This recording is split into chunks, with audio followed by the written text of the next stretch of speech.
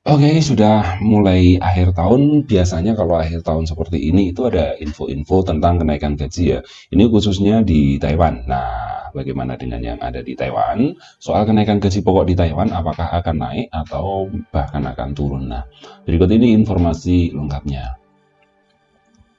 Dalam wawancara program eksklusif kemarin tanggal 25 Agustus 2021 ya, Menteri Tenaga Kerja Suming Chun mengatakan terkait apakah gaji pokok akan dinaikkan tahun depan atau tidak. Biasanya Januari itu di Taiwan itu tetap naik ya, kayak kemarin tuh Januari naik 200 NT, dan penyesuaian beberapa persen harus ditentukan oleh Komite Peninjau Gaji Pokok ya. Ya, kita berharap saja ada kenaikan gaji, walaupun saat ini di Taiwan ya kekurangan pekerja. Ya, bagi kalian yang sudah di Taiwan ya bersyukur gitu. Saat ini epidemi telah mereda ya, di Taiwan sudah level 2. Tetapi jumlah pekerja yang cuti tidak dibayar atau tanpa gaji masih ada 56.000 orang itu yang belum bekerja, cuti tanpa gaji di Taiwan saat ini ya. Dan beruntunglah kalian para TKI, para PMI yang di Taiwan tidak ada cuti ya. Dan apakah gaji pokok akan dinaikkan untuk ke-6 kalinya tahun ini masih menjadi topik masalah. Jadi ya ini, kondisi pandemi seperti ini, kekurangan pekerja, juga permintaan dari luar negeri itu menurun, tapi perekonomian Taiwan tetap naik tahun ini. Jadi ya, saya positive thinking tetap akan naik lagi ya. Pertemuan legislatif tahun ini diadakan sedikit keterlambatan, akan tetapi pasti akan diadakan. Suming Chun juga menekankan bahwa angkatan pekerja mengalami kesulitan tahun lalu. Ia berharap tahun ini bisa menunjukkan ke arah yang lebih baik ya. Selama beberapa tahun, Komite Peninjau Gaji Pokok mengadakan pertemuan tahunan setiap bulan Agustus. Namun, tahun ini mengalami keterlambatan. Alasannya karena masalah pandemi. Masalah terbesar berasal dari kondisi manufaktur ekonomi domestik dan permintaan pasar yang merosot ya. Dan saat ini Taiwan tuh butuh banyak tenaga kerja, tapi dari Indonesia sendiri saat belum bisa mengirimkan, belum dibuka itu istilahnya. Akan tetapi penerimaan gaji pokok yang paling besar adalah pekerja industri jasa, dan hampir saja tinggal pekerja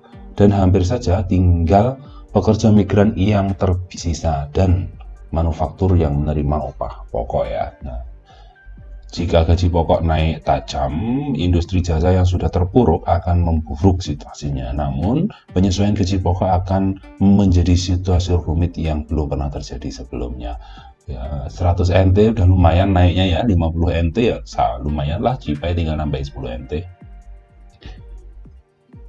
Namun Suming Chun juga menyebutkan bahwa perkiraan tingkatan pertumbuhan ekonomi tahun ini telah direvisi 5,88%, dan hasil ekonomi tersebut harus diberitahukan juga kepada pekerja. Dan tahun lalu meskipun dalam kondisi pandemi gaji pokok kita masih naik 200 NT. Tahun lalu angkatan kerja sedang dalam masa sulit, namun ekspektasi tahun ini diharapkan menjadi ke arah positif. Jadi ya ada kemungkinan bisa naik lebih dari tahun lalu atau minimal sama, dan kemungkinan kecil itu di bawah tahun lalu ya, kenaikan ya minimal 200 NT ya. Selamat ya, kita tunggu aja. Biasanya di bulan-bulan seperti ini sudah ada pembahasan tentang kenaikan gaji untuk tahun depan, dan tahun kenaikan gaji itu selalu berlaku untuk bulan 1 ya.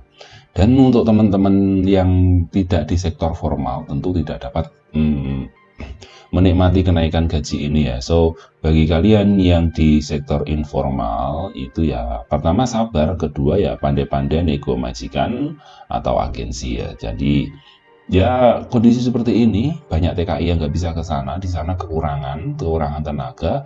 Ya saya kira kalau majikan kita lihat dulu kondisi majikannya. Kalau majikan tetap bekerja, terus pekerjaan kita juga termasuk berat, maka ya tidak ada salahnya kita meminta kepada majikan untuk menaikkan gaji ya.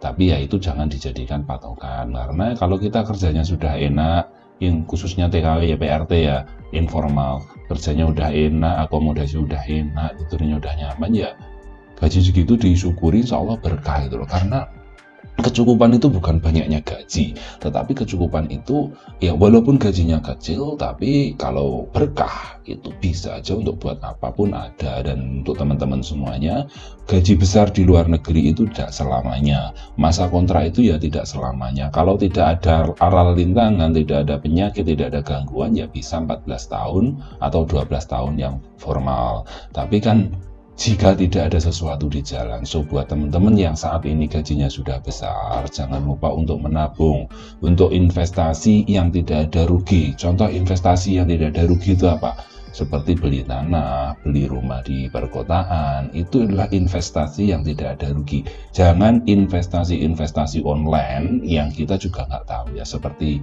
trading atau seperti saham yang online-online. Itu kalau kita nggak pandai, kita hanya ikut grup saja, itu sangat bahaya. Potensi uang kita loss itu ya sangat besar gitu ya. Oh, ya kita harus cerdas, kita harus benar-benar memanage keuangan kita di masa seperti ini, dan jangan lupa selalu menambah pengetahuan. So nanti kalau sudah pulang ke Indonesia, itu kita bisa mengembangkan bakat dan pengalaman kita selama di luar negeri untuk membuka usaha atau berwirausaha. Jadi manfaatin kesempatan saat ini ya. Semoga informasi ini bermanfaat dan terima kasih. Salam sukses untuk semuanya.